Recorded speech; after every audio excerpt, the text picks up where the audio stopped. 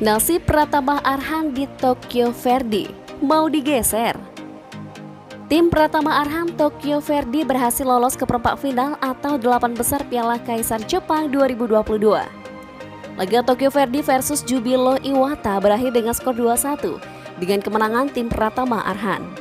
Gol kemenangan Tokyo Verde dicetak oleh Mizuki Arai lewat titik penalti di menit ke-82. Kemudian gol Yuta Narawa di menit 114.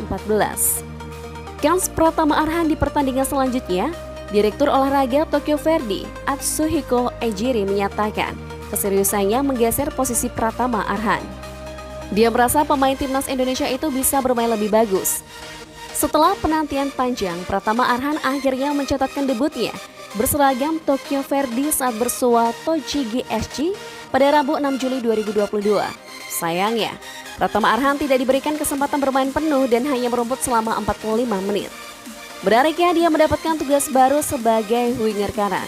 Padahal awal mula Tokyo Verde mendatangkan Pratama Arhan agar mengisi bek kiri. Pergeseran posisi tidak dilakukan secara semena-mena, tapi tetap mempertimbangkan segala aspek. Menurut Atsuhiko Ejiri, dia melihat Pratama Arhan mempunyai potensi untuk bermain sebagai penyerang. Saya selalu melihat latihannya sehari-hari. Saya juga selalu berbicara dengan pelatih dan staf di lapangan, kata Atsuhiko Ejiri dikutip dari kanal YouTube Tokyo Verde. Pratama Arhan awalnya memang direkrut di sini untuk posisi bek kiri. Imbuhnya, Atsuhiko Ejiri memprediksi Pratama Arhan dapat bermain lebih bagus bila dimainkan bukan sebagai pemain belakang.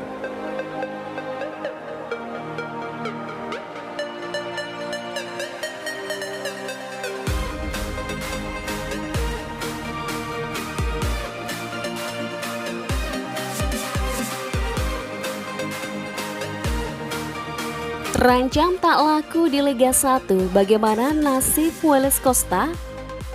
Dilansir tribunwow.com, sempat jadi andalan dan bek kokoh tak tergantikan di skuad PSIS Semarang di 3 musim terakhir. Sosoknya kini harus puas terancam gagal mentas di Liga 1 2022.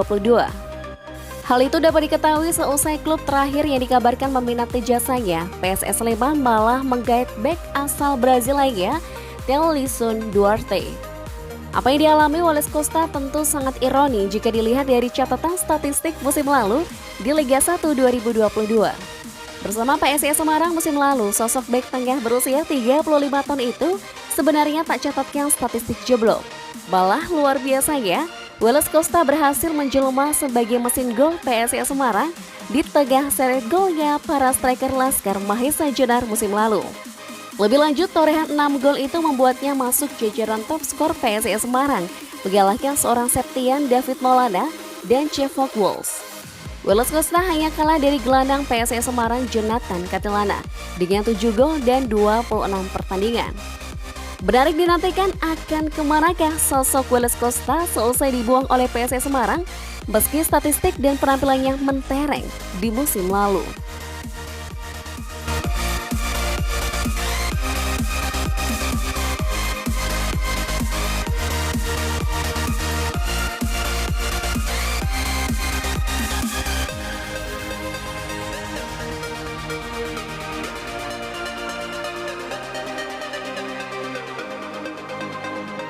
Trio WTF di PSIS Semarang terancam pincang. PSIS Semarang akan mengandalkan 3 pemain yang tampil baik di ajang pramusim Piala Presiden 2022. Ada sosok Wawan Febrianto, Taisi Marukawa, dan Carlos Fortes. Mereka pun kini dijuluki Trio WTF. 3 pemain ini sukses tampil baik di ajang Piala Presiden 2022.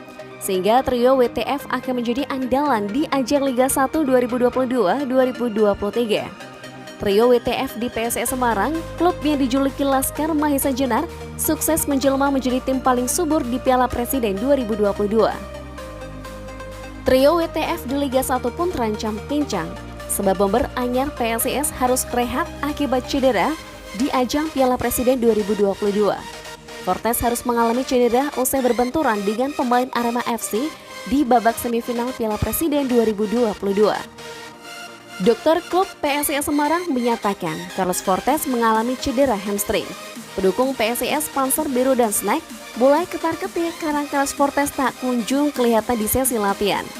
Carlos Fortes terpaksa melewatkan laga perdana saat PSIS menghadapi Rans Nusantara FC. Dokter sudah menyampaikan Fortes harus istirahat 4 minggu. Nanti mungkin Fortes akan kehilangan 1 pertandingan saja, kata CEO PSIS Yoyo Sukawi. Patut dinantikan performa kedua tim di laga pembuka Liga 1 2022-2023 antara PSIS versus Rans Nusantara FC pada 23 Juli 2022 akhir pekan ini.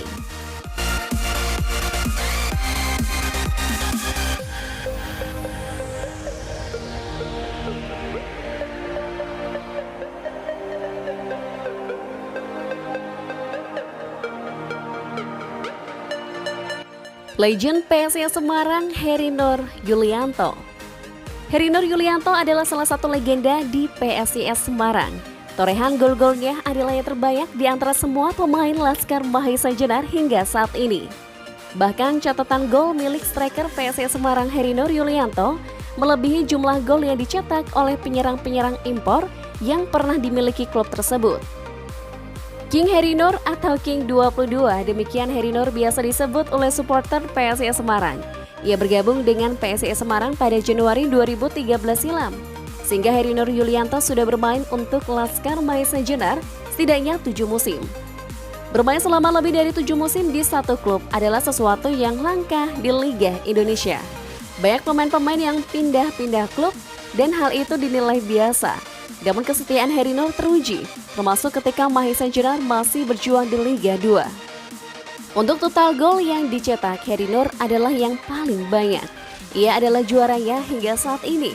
Dirinya mengungguli nama-nama besar seperti Julio Lopez 36 gol, Emmanuel Deporas 23 gol, Indrianto Nugroho 34 gol, hingga Arliston de Oliveira 31 gol. Sementara Heri Nur telah menjadi pencetak gol terbanyak sepanjang sejarah di PSIS Semarang dengan 53 gol. Jumlah gol itu bisa saja terus bertambah, sebab sampai saat ini Heri Nur masih aktif bermain. Apalagi kini ia memiliki tandem seperti Carlos Fortes dan Taisi Barukawa.